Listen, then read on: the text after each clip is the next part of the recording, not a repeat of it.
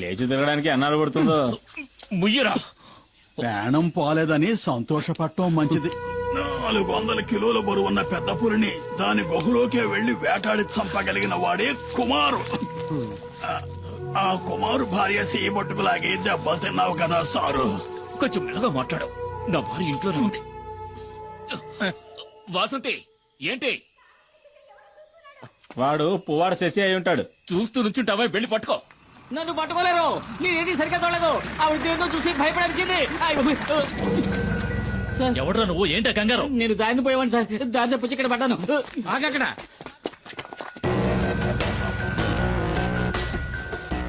Ramanachari ACP.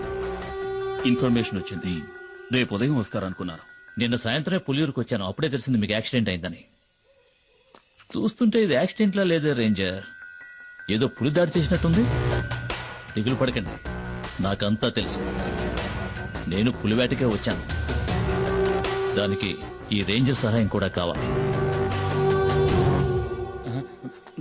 మీ పేరేమిటండి? Diwakar sir. సరే, మీరిక వెళ్ళొచ్చు. ఈ వైద్యుని కూడా తీసుకువెళ్ళండి. నేను ఈ రేంజర్ తో కొన్ని విషయాలు మాట్లాడాలి. ఇది తమాషా కాదు కుమార్, జాగ్రత్తగా ఉండాలి. ఇంతవరకు పోలీస్ ఆఫీసర్లు ఎవరు నేను వెతుక్కుంటే ఈ ఊళ్ళోకి రాలేదు.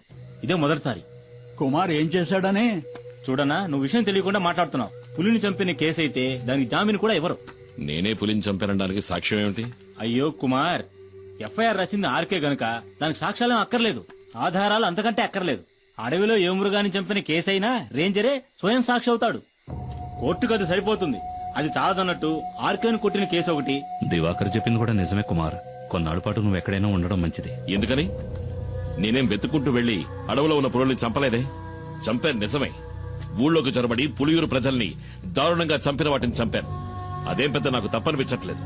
ఊళ్ళో వాళ్ళని పులి చంపితే కేసు లేదు, ఊళ్ళో వాళ్ళని చంపిన పులిని ఈ కుమారు చంపితే కేసు. ఈ పని కోసం నన్ను ఉరి తీసినా సరే ఆ రేంజర్ లాంటి ఎదవలకి భయపడి అడవిలోకి వెళ్లి ఎక్కడో తలదాచుకోవాల్సిన అవసరం నాకు లేదు. త్వరగా ఆ మూల పెట్టండి, బయటికి కనిపించకూడదు. రేయ్, ఏంట్రా మీరు చేస్తున్న పని? ఏంటి? అన్నయ్య కూడా ఓ మాట చెప్పకుండా అర్ధరాత్రి సరుకు తీసుకొస్తే మేమేం చేయగలం? ఎక్కడని దాచగలం? రేయ్, మీ అన్న సహాయం చేస్తానని చెప్పాడుగా, మరేంటి? రేయ్, అన్నయ్య సహాయం చేస్తారన్న మాట నిజమే. ఇప్పుడు ఆయన ఆ స్థితిలో లేడురా. ఈ పరిస్థితుల్లో అన్నయ్య వదన్ని చిన్నిని వదిలేసి రాలేడురా. అన్నయ్యతో నేను మాట్లాడతాను. ఆయన ఇంకో బండిని మీకు అరేంజ్ చేసిస్తాడు. సరే, అంతవరకు సరుకు ఈ లారీలోనే ఉండని. అదే ఇంకా ఎందుకు ఆలోచిస్తావు? ఇది చేసేది నీకోసం కూడా. ఆ విషయం మర్చిపోకరా. ఏంటి సింహాద్రి? రండి. ఏంటి విషయం చెప్పు. శంకర్ని నిన్న రాత్రి పోలీసులు పట్టుకున్నారు. రామయ్య కుడిబుచ్చం వాడు. గంజా ఉన్న చోటు వాడికొక్కడికే తెలుసు. ఇప్పుడు ఏం చేద్దామంటావా? ఇప్పుడే దాన్ని పులియూరుకు చేర్చాలి. దానికి ఒక్కటే దారింది కుమార్. అరెస్టోళ్ళు పోలీసులు వెంటనే ఇక్కడికి వస్తారు. వాళ్ళ కళ్ళు కప్పి లోడు తీసుకెళ్లగలిగిన వాడు ఈ పులియూరులో కుమార్ ఒక్కడే. అదెలా జరుగుతుంది సింహాద్రి? ఈ పరిస్థితిలో కుటుంబాన్ని వదిలి కుమార్ అన్న ఎక్కడికి రాడని మని చెప్పాడుగా. ఆ విషయం నాకు తెలీదు. ఈ సమస్య నుంచి మిమ్మల్ని రక్షించడానికి కుమార్ తప్ప ఇంకెవరూ లేరు. మేమంతా ఎంక్వైరీ చేశామన్నా. ఆ రేంజర్ ఇప్పుడు హాస్పిటల్లో ఉన్నాడు. మీకు వ్యతిరేకంగా హత్యానేరం కింద కేసు రిజిస్టర్ చేశాడు. అది కాక పులిని చంపిన కేసు ఒకటి. మేం వెళ్ళడానికి నువ్వు చెప్పిన చెప్పి సరిపోతుంది. మిమ్మల్ని పోలీసులకు అప్పచెప్పి ఇక్కడి నుంచి వెళ్ళడానికి మనసు రావడం లేదన్నా. ఇప్పుడు వాళ్ళకి దొరికావంటే జామీన్ మీద కూడా బయటికి రానివ్వకుండా జైల్లో వేస్తారు. అన్నా, ఆలోచించుకునే టైం లేదు. పోలీసులు పెద్ద ఎత్తున బయలుదేరారంట. నువ్వు నీ కుటుంబం మాతో పాటు వచ్చేయండి. ఈ అడవి దాటితే చాలు మనల్ని ఆ తర్వాత పోలీసులు ఏం చేయలేరు. ఇది కన్ఫర్మ్. చూడండి, మిమ్మల్ని పోలీసులు పట్టుకుపోయారంటే మేమేం ఉయ్యోగయ్యో చూసుకుంటాం. కుమార్, ఇక నువ్వేం ఆలోచించొద్దు. ఇక్కడ ఏం జరిగిందో నేను చూసుకుంటాను. నువ్వు మైనాని పాపను తీసుకుని ఇక్కడి నుంచి బయలుదేరు. అన్న, వెంటనే బయలుదేరదాం. పోలీసులు ఎప్పుడైనా ఇక్కడికి రావచ్చు. వస్తారా? రాని. ఒక్క పోలీసు కూడా వంతిని దాటి ఇక్కడ కాలు పెట్టలేడు. కుమార్, నువ్వు వీళ్ళని తీసుకుని అడ్రోడ్ గుండా వెళ్ళిపో. వెళ్ళమంటున్నారుగా, వాళ్ళు వచ్చేస్తారు. వెళ్ళు. ఏదో కావాలనుకుని ఎవడికో భయపడి ఈ పులియూరు గడ్డ దాటి నేనెప్పుడూ కాలు బయట పెట్టలేదు. ఇదే సరైన నిర్ణయం అని మీకు అనిపిస్తే నేను వస్తాను.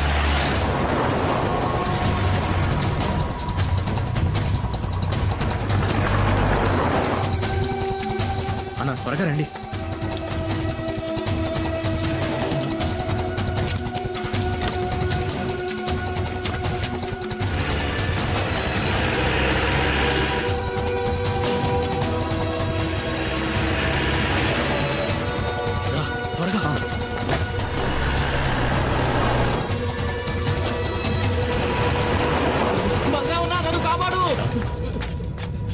నన్ను పోలీసులు ఎన్కౌంటర్ చేయాలని చూస్తున్నారు.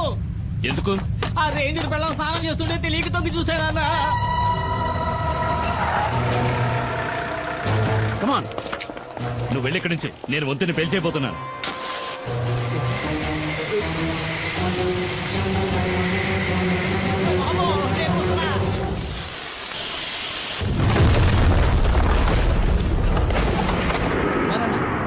నా కోసం బండి కూడా రెడీగా ఉంచారు.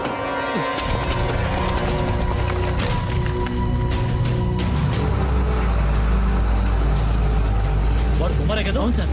వాడు కూప్ రోడ్ దారి నుంచి తప్పించుకోవాలని చూస్తున్నాడు. మనం ఎస్టేట్ దారిలో వెళ్ళామంటే అడవి దాటేలోపు పట్టుకోవచ్చు. Don't waste time, move fast sir.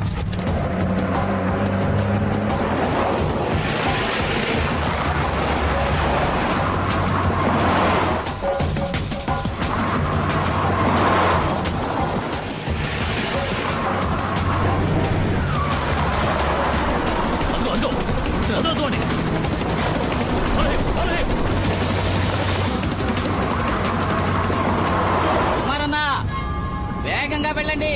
నేను చెప్పే వరకు బండి ఆపొద్దు.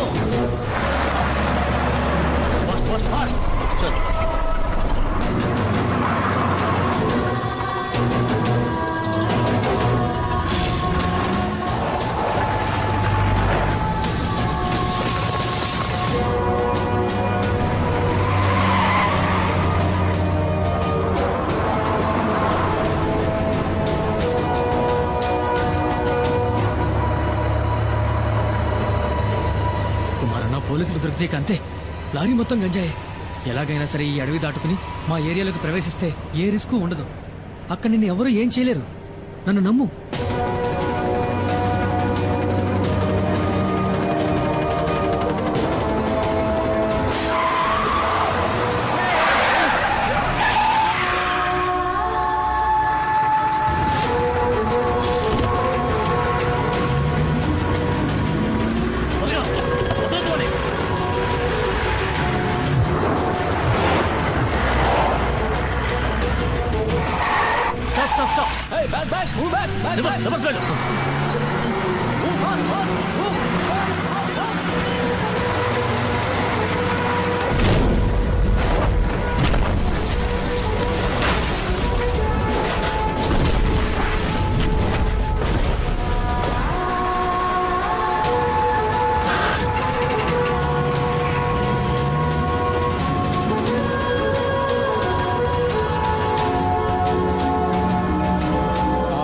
పులియూరు వదిలిపెట్టి వెళ్లిన కుమారు అతని కుటుంబము మంగళాపురం దగ్గర డాడీ గిరిజా సంరక్షణలో ఉన్నారు.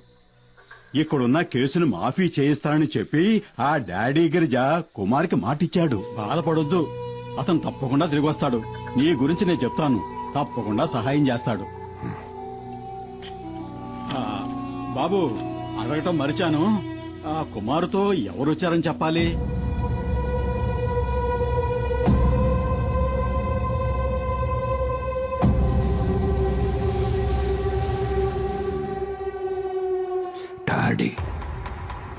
డాడీ గిరిజా.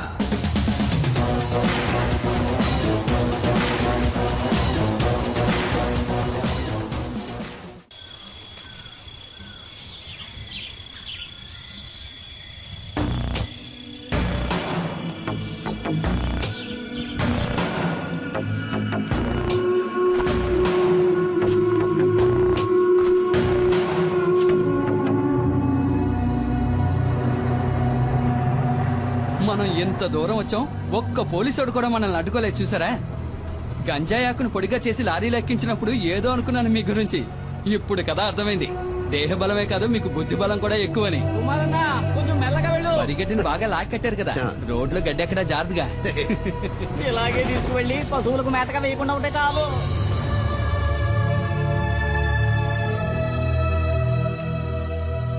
డబ్బు విషయం ఏమైంది? అది మేస్త్రి, డాడీ గిరిజా గురించి కాస్త అర్థమయ్యేటట్టు చెప్పవయ్యా. దేఖో డాడీ, ఇవ్వాల్సిన డబ్బు ఇచ్చే తీరాలి. నువ్వేదో కష్టంలో ఉన్నావని ఖాదరపై ఇన్నాళ్ళు ఓపిక పట్టాడు. ఇప్పుడు నువ్వు పెద్ద కోటీశ్వరునివైనావని ఊరంతా చెప్పుకుంటున్నారు. ఈ విషయం తెలిసిన ఖాదర్బాయ్ పాత బాకీ తీరు సమానంలో ఏం తప్పున్నది? బషీర్, వ్యాపారం నుంచి వీళ్ళు విడిపోయినప్పుడు ఈయన కాదరకు ఇవ్వాల్సిన డబ్బు ఎంత అనేది కాదరకు మాత్రమే తెలిసిన లెక్క. ఇంకెప్పుడు ఆ డబ్బు వసూలు కోసమని ఇక్కడికి రాకండి సరేనా? ఇదే గనక మీ నిర్ణయం అయితే చాలా పెద్ద గొడవలు అయిపోతాయి. ఖాదర్ బాయ్ తో గనక పెట్టుకున్నారనుకోండి, నీకు తెలుసుగా ఎలాంటి వాడో, రంగంలోకి దిగినాక ఏం చేస్తాడో ఎవరికి తెలియదు.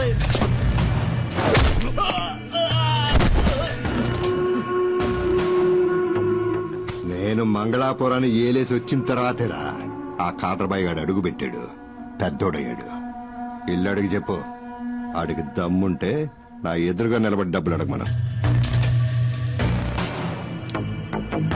బషీర్ ఏంటలా చూస్తావు, వెళ్ళు.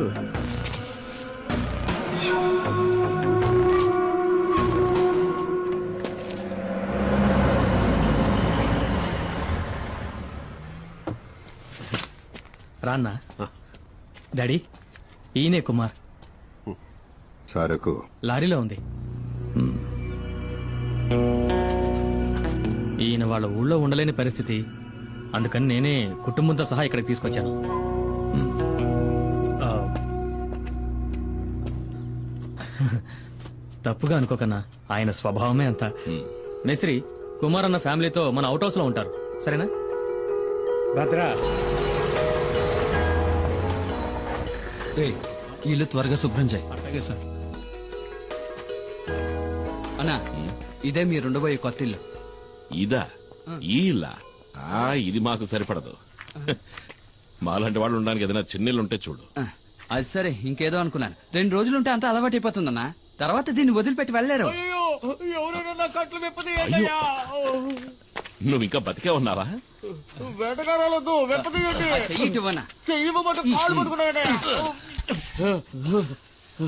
నాకు వ్యతిరేకంగా కుట్ర పన్నారు. నీకు ఇదే సరైన శిక్ష. ఎందుకు? స్నానాలు చేస్తుంటే తొంగి చూసినందుకు, నాతో చెప్పకుండా నా బండెక్కినందుకు. నేను అర్జెంట్ గా ఒంటేరికి వెళ్ళాలి. దానికి నన్నేం చేయమంటావు? చెప్పండి. ఇంట్లోకి వెళ్ళు. ఇంట్లోకా? అరే, ఇంట్లో టాయిలెట్ ఉందని చెప్తున్నా. నాకు ఆరు బయట వెళ్ళడమే అలవాటు.